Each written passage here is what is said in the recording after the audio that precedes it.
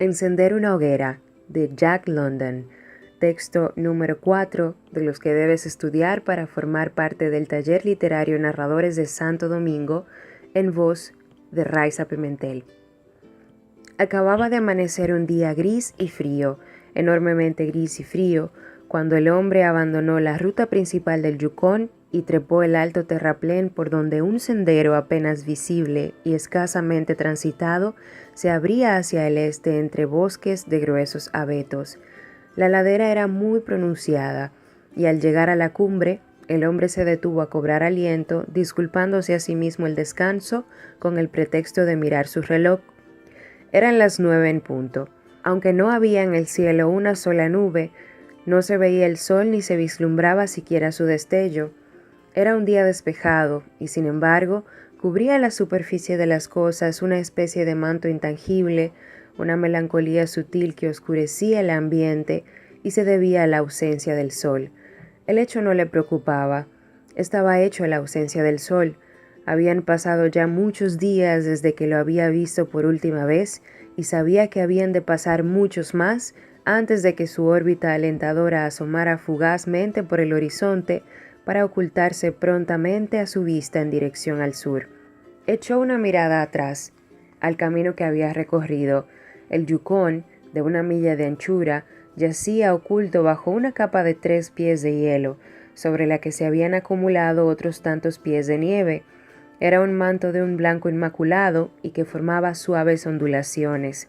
Hasta donde alcanzaba su vista se extendía la blancura ininterrumpida, a excepción de una línea oscura que, partiendo de una isla cubierta de abetos, se curvaba y retorcía en dirección al sur y se curvaba y retorcía de nuevo en dirección al norte, donde desaparecía tras otra isla igualmente cubierta de abetos. Esa línea oscura era el camino, la ruta principal que se prolongaba a lo largo de 500 millas hasta llegar al paso de Chilkoot, a Daya y al agua salada en dirección al sur, y en dirección al norte 70 millas hasta Dawson, 1000 millas hasta Nulato y 1500 más después para morir en San Michael a orillas del mar de Bering. Pero todo aquello, la línea fina, prolongada y misteriosa, la ausencia del sol en el cielo, el inmenso frío y la luz extraña y sombría que dominaba todo, no le produjo al hombre ninguna impresión. No es que estuviera muy acostumbrado a ello. Era un recién llegado a estas tierras, un chichaco, y aquel era su primer invierno. Lo que le pasaba es que carecía de imaginación. Era rápido y agudo para las cosas de la vida, pero solo para las cosas, y no para calar en el significado de las cosas. 50 grados bajo cero significaban unos 80 grados bajo el punto de congelación. El hecho se traducía en un frío desagradable, y eso era todo. No lo inducía a meditar sobre la susceptibilidad de la criatura humana a las bajas temperaturas, ni sobre la fragilidad general del hombre, capaz solo de vivir dentro de unos límites estrechos de frío y de calor, ni lo llevaba tampoco a perderse en conjeturas acerca de la inmortalidad o de la función que cumple el ser humano en el universo. 50 grados bajo cero significaban para él la quemadura del hielo que provocaba el dolor, y de la que había que protegerse por medio de manoplas, orejeras, mocasines y calcetines de lana. 50 grados bajo cero se reducían para él a eso, a 50 grados bajo cero. Que pudieran significar algo más era una idea que no hallaba cabida en su mente. Al volverse para continuar su camino, escupió meditabundo en el suelo. Un chasquido seco, semejante a un estallido, lo sobresaltó. Escupió y de nuevo crujió la saliva en el aire antes de que pudiera llegar al suelo. El hombre sabía que a 50 grados bajo cero la saliva cruje al tocar la nieve, pero en este caso había crujido en el aire. Indudablemente la temperatura era aún más baja. Cuánto más baja lo ignoraba, pero no importaba.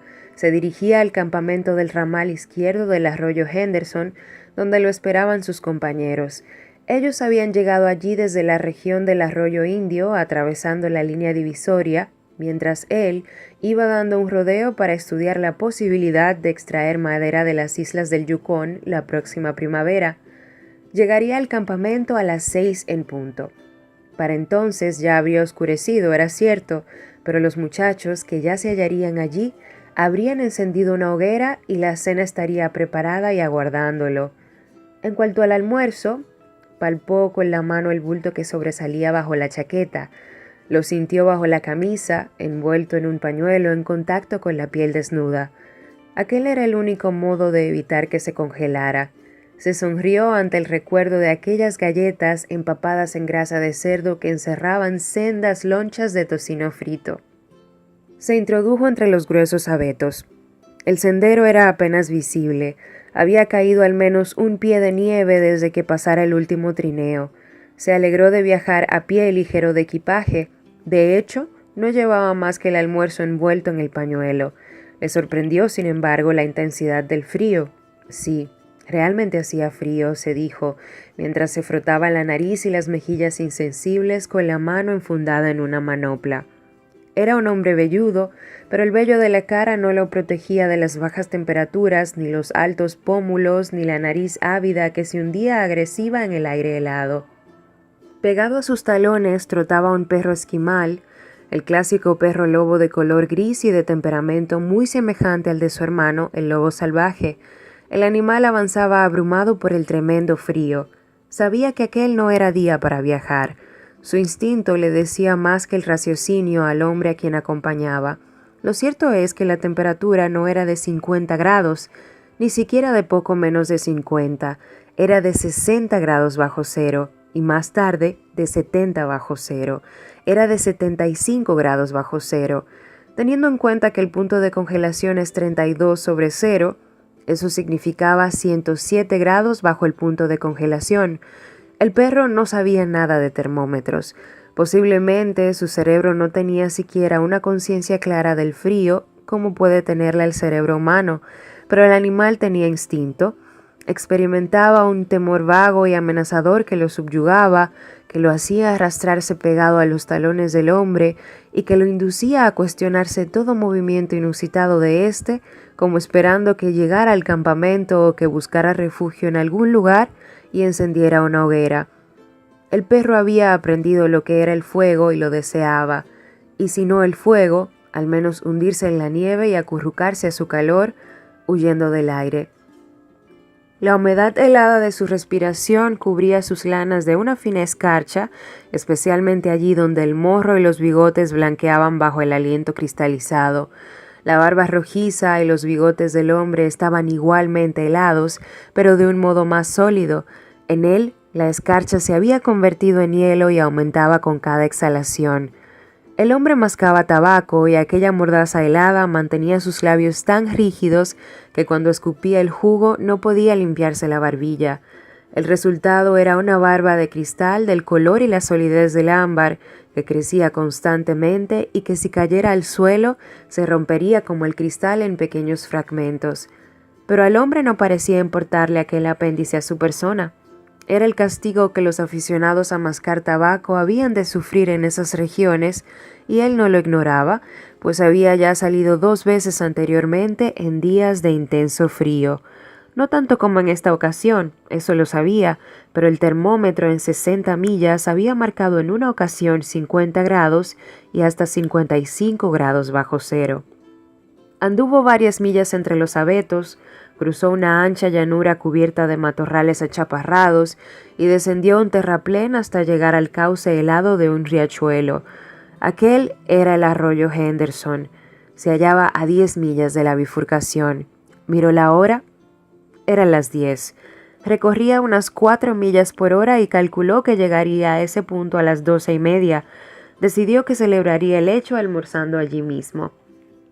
Cuando el hombre reanudó su camino con paso inseguro, siguiendo el cauce del río, el perro se pegó de nuevo a sus talones, mostrando su desilusión con el caer del rabo entre las patas. La vieja ruta era claramente visible, pero unas 12 pulgadas de nieve cubrían las huellas del último trineo. Ni un solo ser humano había recorrido en más de un mes el cauce de aquel arroyo silencioso. El hombre siguió adelante a marcha regular. No era muy dado a la meditación y en aquel momento no se le ocurría nada en qué pensar, excepto en que comería en la bifurcación y que a las 6 de la tarde estaría en el campamento con los compañeros. No tenía a nadie con quien hablar y aunque lo hubiera tenido, le habría sido imposible hacerlo debido a la mordaza que le inmovilizaba los labios. Así que siguió adelante mascando tabaco monótonamente y alargando poco a poco su barba de ámbar. De vez en cuando se reiteraba en su mente la idea de que hacía mucho frío y que nunca había experimentado temperaturas semejantes. Conforme avanzaba en su camino, se frotaba las mejillas y la nariz con el dorso de una mano enfundada en una manopla. Lo hacía automáticamente, alternando la derecha con la izquierda, pero en el instante en que dejaba de hacerlo, los carrillos se le entumecían y al segundo siguiente la nariz se le quedaba insensible. Estaba seguro de que tenía heladas las mejillas, lo sabía y sentía no haberse ingeniado un antifaz como el que llevaba Bud en días de mucho frío y que le protegía casi toda la cara. Pero al fin y al cabo, tampoco era para tanto. ¿Qué importancia tenían unas mejillas entumecidas? Era un poco doloroso, es cierto, pero nada verdaderamente serio. A pesar de su poca inclinación a pensar, era buen observador y reparó en los cambios que había experimentado el arroyo, en las curvas y los meandros y en las acumulaciones de troncos y ramas provocadas por el deshielo de la primavera. Tenía especial cuidado en mirar dónde ponía los pies. En cierto momento, al doblar una curva, se detuvo sobresaltado como un caballo espantado. Retrocedió unos pasos y dio un rodeo para evitar el lugar donde había pisado. El arroyo, el hombre lo sabía, estaba helado hasta el fondo, era imposible que corriera el agua en aquel frío ártico, pero sabía también que había manantiales que brotaban en las laderas y corrían bajo la nieve y sobre el hielo del río. Sabía que ni el frío más intenso helaba esos manantiales y no ignoraba el peligro que representaban. Eran auténticas trampas. Ocultaban bajo la nieve verdaderas lagunas de una profundidad que oscilaba entre 3 pulgadas y 3 pies de agua. En ocasiones estaban cubiertas por una fina capa de hielo de un grosor de media pulgada, oculta a su vez por un manto de nieve. Otras veces alternaban las capas de agua y de hielo, de modo que si el caminante rompía la primera, continuaba rompiendo sucesivas capas con peligro de hundirse en el agua, en ocasiones hasta la cintura. Por eso había retrocedido con pánico. Había notado cómo cedía el suelo bajo su pisada y había oído el crujido de una fina capa de hielo oculta bajo la nieve. Mojarse los pies en aquella temperatura era peligroso. En el mejor de los casos, representaba un retraso, pues le obligaría a detenerse y a hacer una hoguera, al calor de la cual calentarse los pies y secar sus mocasines y calcetines de lana. Se detuvo a estudiar el cauce del río y decidió que la corriente de agua venía de la derecha. Reflexionó unos instantes sin dejar de frotarse las mejillas y la nariz y luego dio un pequeño rodeo por la izquierda, pisando con cautela y asegurándose cuidadosamente de dónde ponía los pies. Una vez pasado el peligro, se metió en la boca una nueva porción de tabaco y reemprendió su camino. En el curso de las 2 horas siguientes, tropezó con varias trampas semejantes. Generalmente, la nieve acumulada sobre las lagunas ocultas tenía un aspecto glaseado que advertía del peligro. En una ocasión, sin embargo, estuvo a punto de sucumbir, pero se detuvo a tiempo y quiso obligar al perro a que caminara ante él. El perro no quiso adelantarse, se resistió hasta que el hombre se vio obligado a empujarlo y solo entonces se adentró apresuradamente en la superficie blanca y lisa. De pronto el suelo se hundió bajo sus patas, el perro se ladeó y buscó terreno más seguro. Se había mojado las patas delanteras y casi inmediatamente el agua adherida a ellas se había convertido en hielo. Sin perder un segundo, se aplicó a lamerse las pezuñas y luego se tendió en el suelo y comenzó a arrancar a mordiscos el hielo que se había formado entre 2 dedos. Así se lo dictaba su instinto. Permitir que el hielo continuara allí acumulado significaba dolor. Él no lo sabía, simplemente obedecía a un impulso misterioso que surgía de las criptas más profundas de su ser.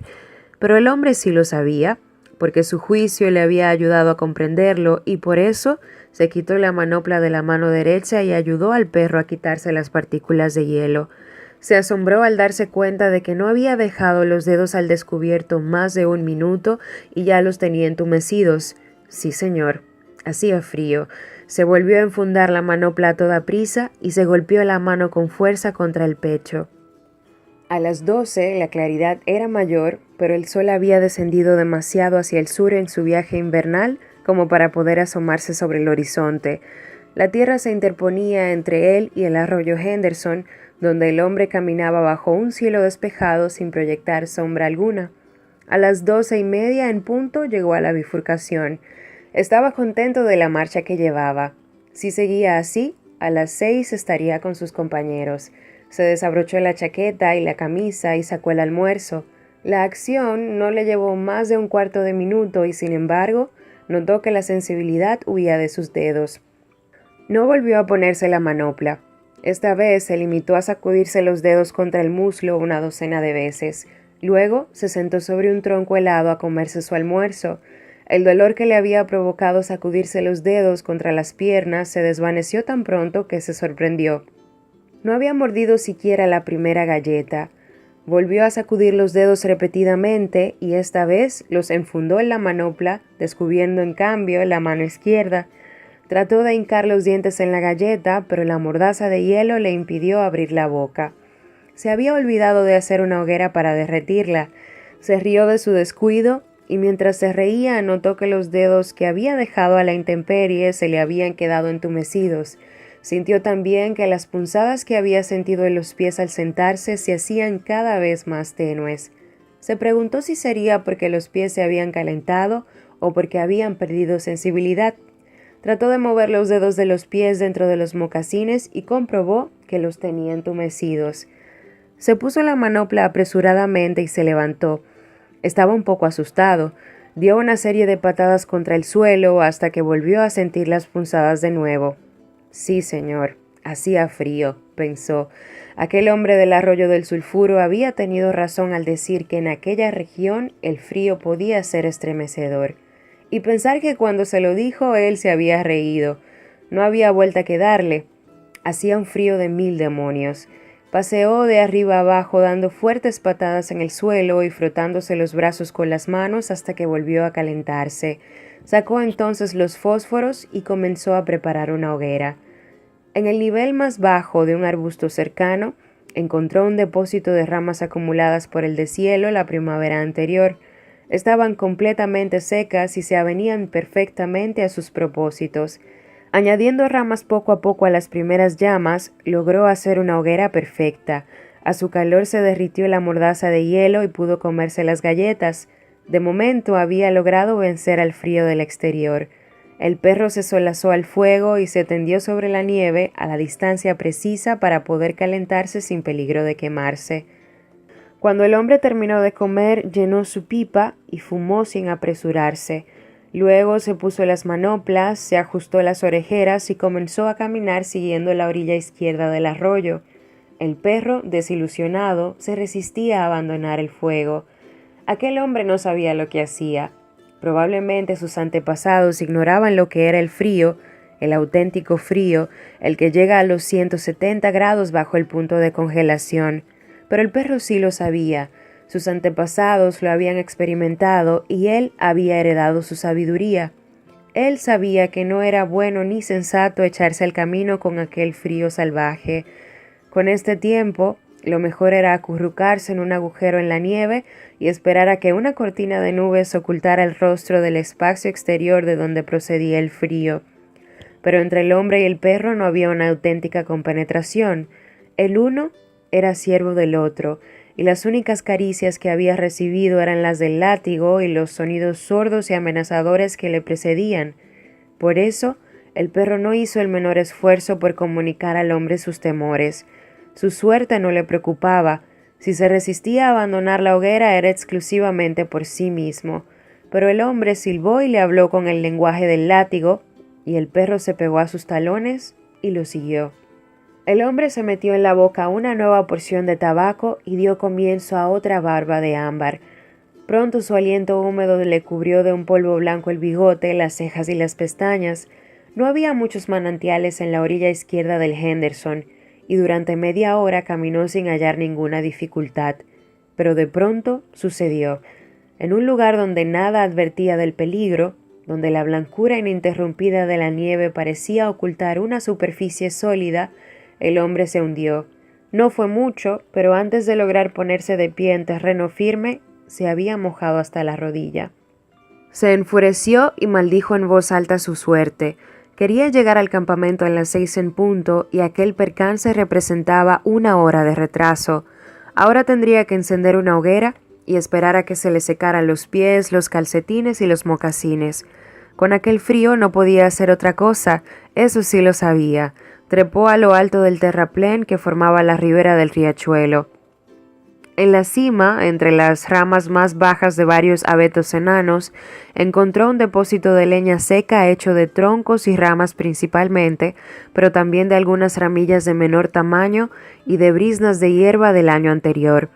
Arrojó sobre la nieve los troncos más grandes, con objeto de que sirvieran de base para la hoguera e impidieran que se derritiera la nieve y se hundiera en ella la llama que logró obtener arrimando una cerilla a un trozo de corteza de abedul que se había sacado del bolsillo. La corteza de abedul ardía con más facilidad que el papel. Tras colocar la corteza sobre la base de troncos, comenzó a alimentar la llama con las briznas de hierba seca y las ramas de menor tamaño. Trabajó lentamente y con cautela, sabiendo del peligro que corría. Poco a poco, conforme la llama se fortalecía, fue aumentando el tamaño de las ramas que a ella añadía. Decidió ponerse en cuclillas sobre la nieve para poder sacar la madera de entre las ramas de los abetos y aplicarlas directamente al fuego. Sabía que no podía permitirse un solo fallo. A 75 grados bajo cero, y con los pies mojados, no se puede fracasar en el primer intento de hacer una hoguera. Con los pies secos siempre se puede correr media milla para restablecer la circulación de la sangre, pero a 75 bajo cero es totalmente imposible hacer circular la sangre por unos pies mojados. Cuanto más se corre, más se hielan los pies. Esto el hombre lo sabía. El veterano del arroyo del sulfuro se lo había dicho el otoño anterior y ahora se daba cuenta de que había tenido razón. Ya no sentía los pies. Para hacer la hoguera había tenido que quitarse las manoplas y los dedos se le habían entumecido también. El andar a razón de 4 millas por hora había mantenido bien regadas de sangre la superficie del tronco y las extremidades, pero en el instante en que se había detenido, su corazón había aminorado la marcha. El frío castigaba sin piedad en aquel extremo inerme de la tierra, y el hombre, por hallarse en aquel lugar, era víctima del castigo en todo su rigor. La sangre de su cuerpo retrocedía ante aquella temperatura extrema. La sangre estaba viva como el perro, y como el perro quería ocultarse, ponerse al abrigo de aquel frío implacable. Mientras el hombre andaba a 4 millas por hora, obligaba a la sangre a circular hasta la superficie, pero ahora ésta, aprovechando su inacción, se retraía y se hundía en los recovecos más profundos de su cuerpo. Las extremidades fueron las primeras que notaron los efectos de su ausencia. Los pies mojados se helaron, mientras que los dedos, expuestos a la intemperie, perdieron sensibilidad, aun cuando no habían empezado a congelarse. La nariz y las mejillas estaban entumecidas, y la piel del cuerpo se enfriaba conforme la sangre se retiraba. Pero el hombre estaba a salvo. El hielo solo le afectaría los dedos de los pies y la nariz porque el fuego comenzaba ya a cobrar fuerza. Lo alimentaba ahora con ramas del grueso de un dedo. 1 minuto más y podría arrojar a él troncos del grosor de su muñeca. Entonces se quitaría los mocasines y los calcetines y mientras se secaban acercaría a las llamas los pies desnudos, no sin antes frotarlos naturalmente con un puñado de nieve. La hoguera era un completo éxito. Estaba salvado. Recordó el consejo del veterano del arroyo del sulfuro y sonrió. El anciano había enunciado con toda seriedad la ley según la cual, por debajo de 50 grados bajo cero, no se debe viajar solo por la región del Klondike. Pues bien, allí estaba él. Había sufrido el accidente más temido. Iba solo y, sin embargo, se había salvado.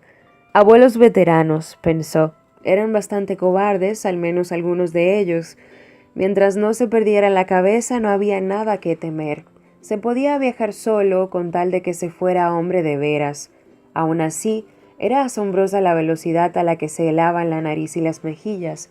Nunca había sospechado que los dedos pudieran quedar sin vida en tan poco tiempo. y sin vida se hallaban los suyos porque apenas podía unirlos para coger una rama y los sentía lejos, muy lejos de su cuerpo.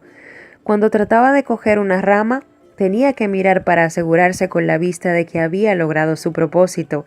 Entre su cerebro y las yemas de sus dedos quedaba escaso contacto. Pero todo aquello no importaba gran cosa. Allí estaba la hoguera, crujiendo y chisporroteando y prometiendo vida con cada llama retozona. Trató de quitarse los mocasines. Estaban cubiertos de hielo.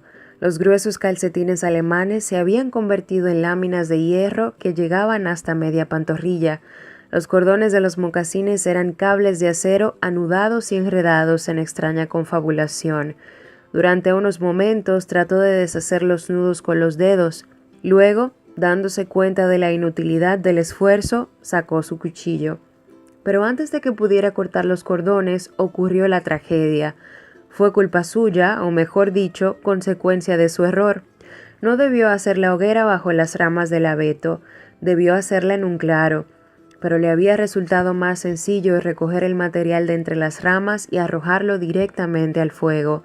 El árbol bajo el que se hallaba estaba cubierto de nieve. El viento no había soplado en varias semanas y las ramas estaban excesivamente cargadas. Cada brizna de hierba, cada rama que cogía, comunicaba al árbol una leve agitación, imperceptible a su entender, pero suficiente para provocar el desastre. En lo más alto del árbol, una rama volcó su carga de nieve sobre las ramas inferiores y el impacto multiplicó el proceso hasta acumularse toda la nieve del árbol sobre las ramas más bajas. La nieve creció como en una avalancha y cayó sin previo aviso sobre el hombre y sobre la hoguera. El fuego se apagó. Donde pocos momentos antes había crepitado, no quedaba más que un desordenado montón de nieve fresca. El hombre quedó estupefacto. Fue como si hubiera oído su sentencia de muerte. Durante unos instantes se quedó sentado mirando hacia el lugar donde segundos antes ardiera un alegre fuego. Después se tranquilizó. Quizá el veterano del arroyo del sulfuro había tenido razón. Si tuviera un compañero de viaje, ahora no correría peligro. Su compañero podía haber encendido el fuego, pero de este modo solo él podía encender otra hoguera, y esta segunda vez un fallo sería mortal.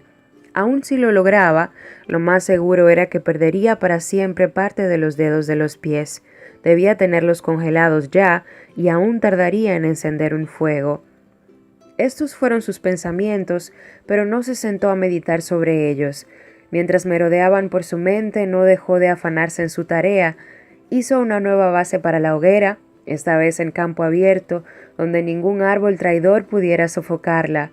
Reunió luego un haz de ramillas e hierbas secas acumuladas por el deshielo. No podía cogerlas con los dedos, pero sí podía levantarlas con ambas manos en montón. De esta forma cogía muchas ramas podridas y un musgo verde que podría perjudicar al fuego, pero no podía hacerlo mejor. Trabajó metódicamente. Incluso dejó en reserva un montón de ramas más gruesas para utilizarlas como combustible una vez que el fuego hubiera cobrado fuerza. Y mientras trabajaba, el perro lo miraba con la ansiedad reflejándose en los ojos, porque lo consideraba el encargado de proporcionarle fuego, y el fuego tardaba en llegar. Cuando todo estuvo listo, el hombre buscó en su bolsillo un segundo trozo de corteza de abedul. Sabía que estaba allí, y aunque no podía sentirla con los dedos, la oía crujir mientras revolvía en sus bolsillos. Por mucho que lo intentó, no pudo hacerse con ella, y mientras tanto no se apartaba de su mente la idea de que cada segundo que pasaba, los pies se le helaban más y más. Comenzó a invadirlo el pánico, pero supo luchar contra él y conservar la calma. Se puso las manoplas con los dientes y blandió los brazos en el aire para sacudirlos después con fuerza contra los costados. Lo hizo primero sentado, luego de pie, mientras el perro lo contemplaba sentado sobre la nieve con su cola peluda de lobo enroscada en torno a las patas para calentarlas y las agudas orejas lupinas proyectadas hacia el frente. Y el hombre, mientras sacudía y agitaba en el aire los brazos y las manos, sintió una enorme envidia por aquella criatura, caliente y segura bajo su cobertura natural. Al poco tiempo sintió la primera señal lejana de un asomo de sensación en sus dedos helados. El suave cosquilleo inicial se fue haciendo cada vez más fuerte hasta convertirse en un dolor agudo, insoportable, pero que él recibió con indecible satisfacción. Se quitó la manopla de la mano derecha y se dispuso a buscar la astilla. Los dedos expuestos comenzaban de nuevo a perder sensibilidad. Luego sacó un manojo de fósforos de sulfuro, pero el tremendo frío había entumecido ya totalmente sus dedos. Mientras se esforzaba por separar una cerilla de las otras, el paquete entero cayó al suelo. Trató de recogerlo, pero no pudo. Los dedos muertos no podían ni tocar ni coger. Ejecutaba cada acción con una inmensa cautela.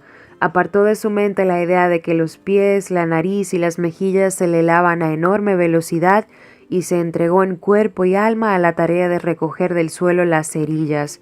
Decidió utilizar la vista en lugar del tacto, y en el momento en que vio dos de sus dedos debidamente colocados, uno a cada lado del paquete, los cerró, o mejor dicho, quiso cerrarlos, pero la comunicación estaba ya totalmente cortada y los dedos no obedecieron.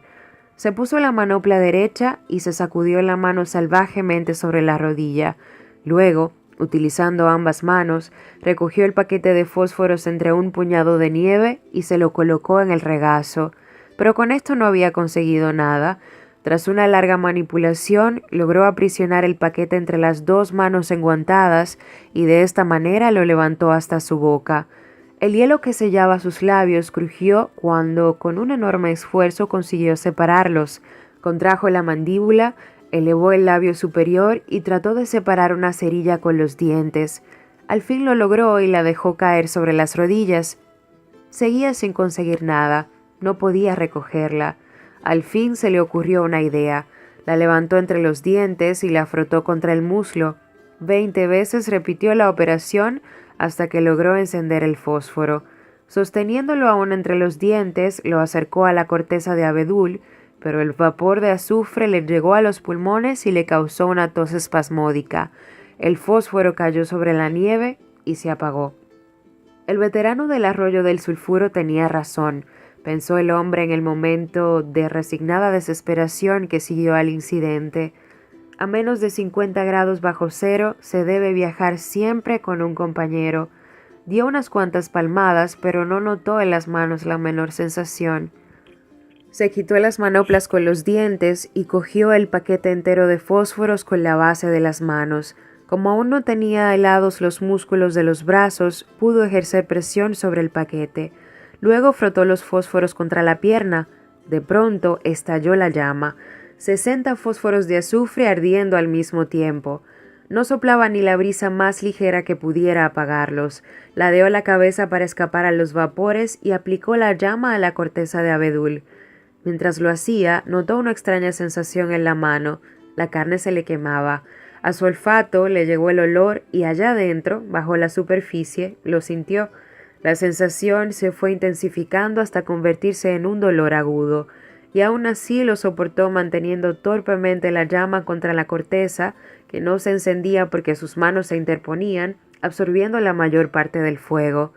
Al fin, cuando no pudo aguantar más, abrió las manos de golpe. Los fósforos cayeron chisporroteando sobre la nieve, pero la corteza de abedul estaba encendida. Comenzó a acumular sobre la llama ramas y briznas de hierba. No podía seleccionar porque la única forma de transportar el combustible era utilizando la base de las manos.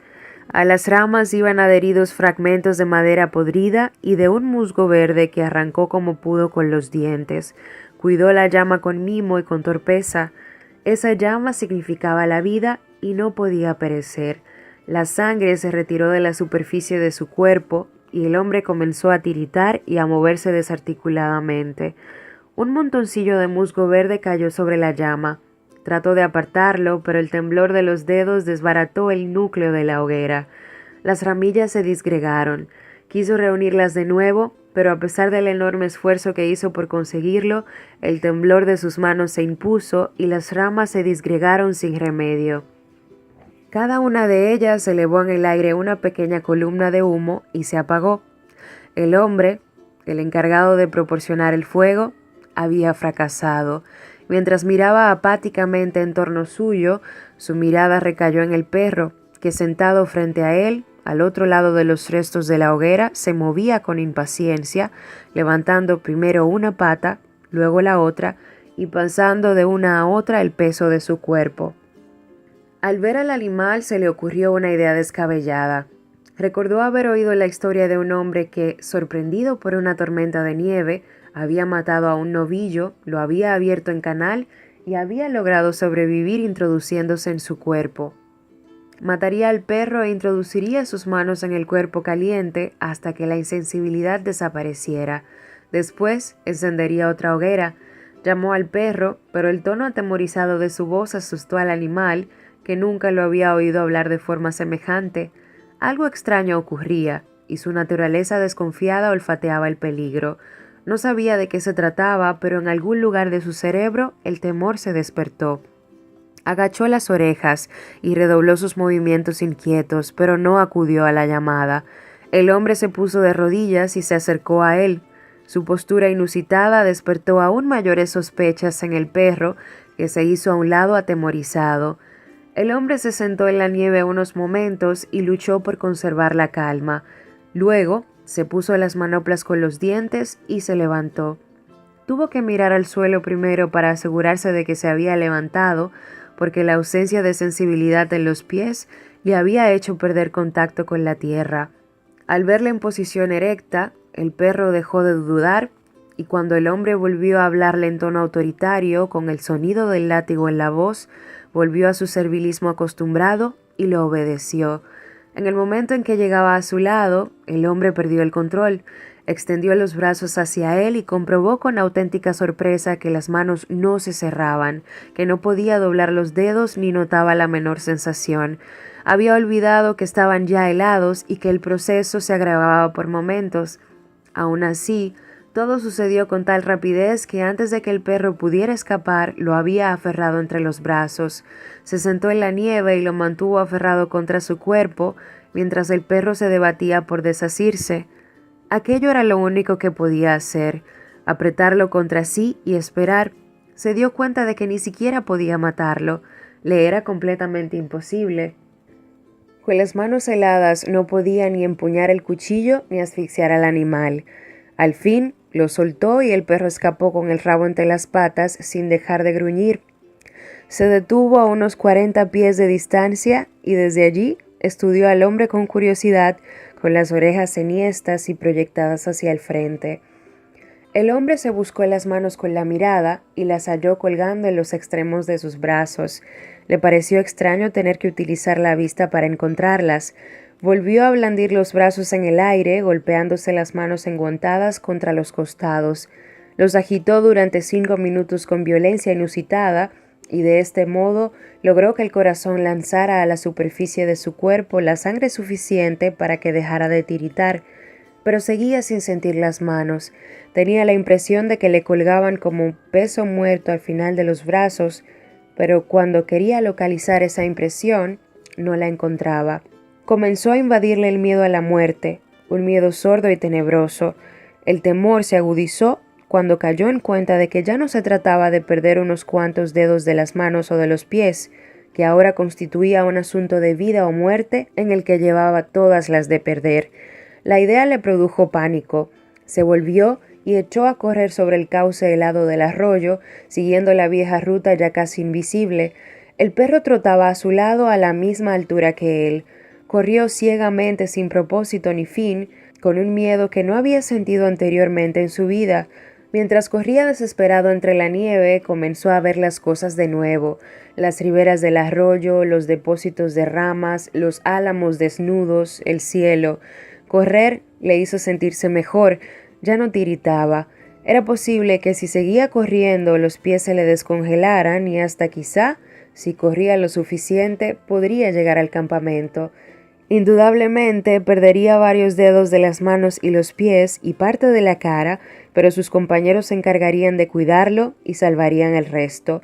Mientras acariciaba este pensamiento le asaltó una nueva idea. Pensó de pronto que nunca llegaría al campamento, que se hallaba demasiado lejos y que el hielo se había adueñado de él y pronto sería un cuerpo rígido, muerto. Se negó a dar paso franco a este nuevo pensamiento y lo confinó a los lugares más recónditos de su mente, desde donde siguió pugnando por hacerse oír mientras el hombre se esforzaba en pensar en otras cosas.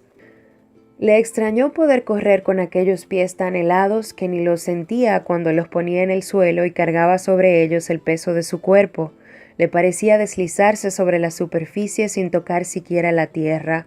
En alguna parte había visto un Mercurio alado, y en aquel momento se preguntó qué sentiría Mercurio al volar sobre la tierra. Su teoría acerca de correr hasta llegar al campamento tenía un solo fallo. Su cuerpo carecía de la resistencia necesaria. Varias veces tropezó y se tambaleó, y al fin, en una ocasión, cayó al suelo. Trató de incorporarse, pero le fue imposible. Decidió sentarse y descansar. Cuando lograra poder levantarse, andaría en vez de correr, y de este modo llegaría a su destino. Mientras esperaba recuperar el aliento, notó que lo invadía una sensación de calor y bienestar. Ya no tiritaba, y hasta le pareció sentir en el pecho una especie de calorcillo agradable, y sin embargo, cuando se tocaba la nariz y las mejillas no experimentaba ninguna sensación. A pesar de haber corrido del modo en que lo había hecho, no había logrado que se deshelaran, como tampoco las manos ni los pies. De pronto, se le ocurrió que el hielo debía ir ganando terreno en su cuerpo. Trató de olvidarse de ello, de pensar en otra cosa. La idea despertaba en él auténtico pánico y tenía miedo al pánico, pero el pensamiento iba cobrando terreno, afirmándose y persistiendo hasta que el hombre conjuró la visión de un cuerpo totalmente helado. No pudo soportarlo y comenzó a correr de nuevo. Y siempre que corría, el perro lo seguía pegado a sus talones. Cuando el hombre se cayó por segunda vez, el animal se detuvo, reposó el rabo sobre las patas delanteras y se sentó a mirarlo con fijeza extraña. El calor y la seguridad de que disfrutaba enojaron al hombre de tal modo que lo insultó hasta que el animal agachó las orejas con gesto contemporizador. Esta vez el temblor invadió al hombre con mayor rapidez. Perdía la batalla contra el hielo, que atacaba por todos los flancos a la vez. El temor lo hizo correr de nuevo, pero no pudo sostenerse en pie más de un centenar de pies. Tropezó y cayó de bruces sobre la nieve. Aquella fue la última vez que sintió el pánico. Cuando recuperó el aliento y se dominó, comenzó a pensar en recibir la muerte con dignidad. La idea, sin embargo, no se le presentó de entrada en estos términos. Pensó primero que había perdido el tiempo al correr como corre la gallina con la cabeza cortada. Aquel fue el símil que primero se le ocurrió. Si tenía que morir de frío, al menos lo haría con cierta decencia, y con esa paz recién estrenada llegaron los primeros síntomas de sopor. Qué buena idea, pensó, morir durante el sueño, como si le hubieran dado anestesia. El frío no era tan terrible como la gente creía. Había peores formas de morir. Se imaginó el momento en que los compañeros lo encontrarían al día siguiente. Se vio avanzando junto a ellos en busca de su propio cuerpo. Surgía con sus compañeros de una revuelta del camino y hallaba su cadáver sobre la nieve. Ya no era parte de sí mismo. Había escapado de su envoltura carnal y junto con sus amigos se miraba a sí mismo muerto sobre el hielo. Sí, la verdad es que hacía frío, pensó. Cuando volviera a su país le contaría a su familia y a sus conocidos lo que era aquello. Recordó luego al anciano del arroyo del sulfuro. Lo veía claramente con los ojos de la imaginación, cómodamente sentado al calor del fuego mientras fumaba su pipa. Tenías razón, viejo zorro, tenías razón, susurró quedamente el hombre al veterano del arroyo del sulfuro, y después se hundió en lo que le pareció el sueño más tranquilo y reparador que había disfrutado jamás. Sentado frente a él, esperaba el perro. El breve día llegó a su fin con un crepúsculo lento y prolongado. Nada indicaba que se preparara una hoguera. Nunca había visto el perro sentarse a un hombre así sobre la nieve sin aplicarse antes a la tarea de encender un fuego. Conforme el crepúsculo se fue apagando, fue dominándolo el ansia de calor y mientras alzaba las patas, una tras otra, comenzó a gruñir suavemente al tiempo que agachaba las orejas en espera del castigo del hombre. Pero el hombre no se movió. Más tarde, el perro gruñó más fuerte y aún más tarde se acercó al hombre hasta que olfateó a la muerte. Se irguió de un salto y retrocedió. Durante unos segundos permaneció inmóvil, aullando bajo las estrellas que brillaban, brincaban y bailaban en el cielo gélido. Luego se volvió y avanzó por la ruta a trote ligero hacia un campamento que él conocía, donde estaban los otros proveedores de alimento y proveedores de fuego.